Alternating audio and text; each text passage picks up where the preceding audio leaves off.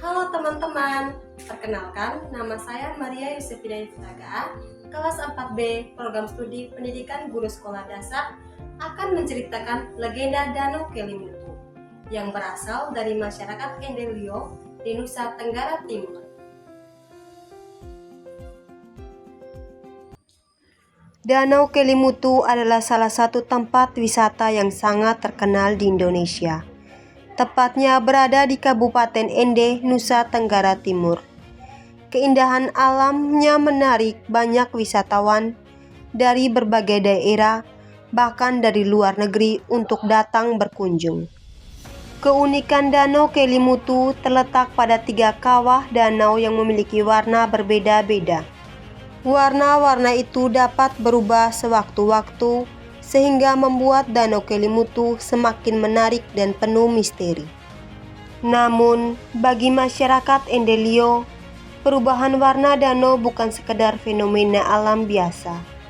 Mereka percaya bahwa Danau Kelimutu memiliki hubungan erat dengan kehidupan manusia dan roh-roh yang telah meninggal dunia. Kepercayaan ini telah diwariskan secara turun-temurun oleh para leluhur sejak zaman dahulu. Karena itulah, di balik keindahan Danau Kelimutu tersimpan sebuah legenda yang sangat terkenal. Legenda ini menceritakan tentang tempat bersemayam roh manusia setelah meninggal dunia, yang kemudian dipercaya menjadi asal-usul terbentuknya 3 danau berwarna di puncak Gunung Kelimutu. Konon, dahulu hiduplah seorang tua bijaksana bernama Atambupu. Ia dikenal sangat baik hati, suka membantu orang, dan dihormati masyarakat. Namun, di tempat yang sama juga hidup seorang tukang tenung jahat bernama Atapolo. Atapolo sangat ditakuti masyarakat karena ia suka memakan manusia. Semua orang takut kepadanya. Suatu hari, datanglah 2 anak yatim piatu yang disebut anak kalo kepada Atabupu. Mereka menangis karena kedua orang tua mereka telah meninggal dunia. Mereka tidak memiliki tempat tinggal dan meminta perlindungan kepada Atabupu. Atabupu merasa kasihan kepada mereka. Akhirnya, ia menerima kedua anak itu dan melindungi mereka. Namun, Atabupu tahu jika Atapolo mengetahui keberadaan anak-anak itu, mereka akan dimakan. Karena itu, Atabupu menyuruh mereka tinggal dan bersembunyi di ladang. Beberapa hari kemudian, Atapolo mengetahui keberadaan kedua anak tersebut. Dengan marah, ia datang kepada Atabupu dan berkata bahwa ia ingin memakan mereka. Tetapi Atabupu mencoba menenangkan Atapolo. Ia berkata, biarkan mereka tumbuh dewasa terlebih dahulu. Nanti mereka akan lebih nikmat untuk dimakan. Atapolo akhirnya setuju, lalu pergi meninggalkan tempat itu.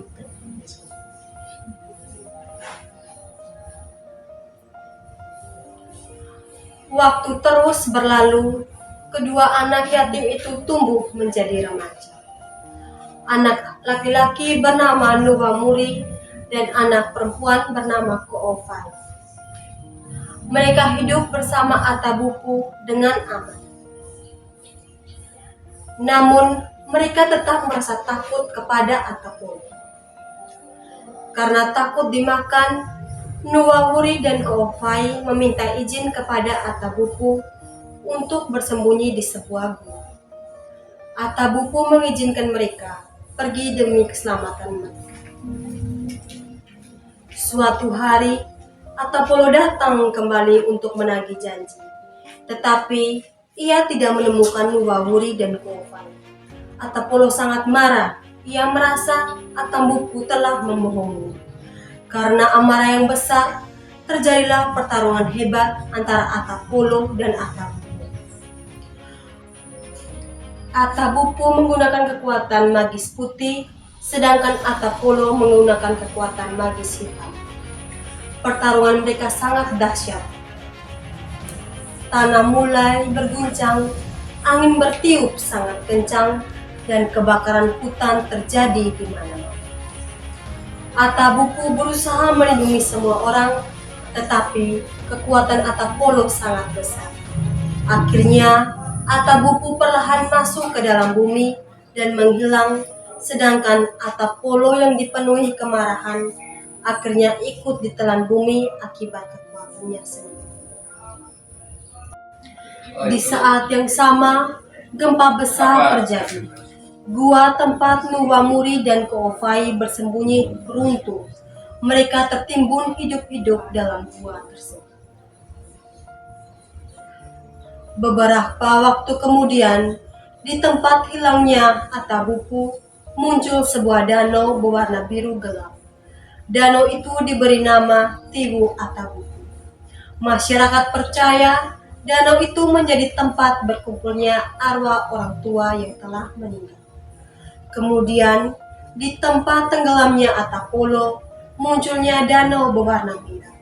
Danau itu dinamakan Tiwu Atapolo dan dipercayai menjadi tempat berkumpulnya arwah orang jahat.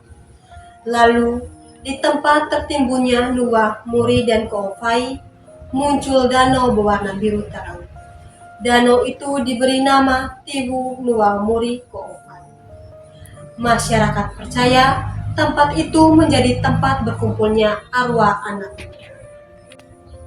Sampai sekarang, masyarakat Endelio masih percaya bahwa perubahan warna air danau Kelimutu memiliki arti tertentu. Misalnya, jika terjadi masalah besar, warna danau dipercaya akan berubah. Karena itulah, Danau Kelimutu dianggap sebagai tempat yang sakral dan penuh misteri. Dari cerita ini, kita bisa belajar untuk menjadi pribadi yang baik seperti Atam. Selalu menolong sesama dan tidak memiliki sifat jahat seperti Atam.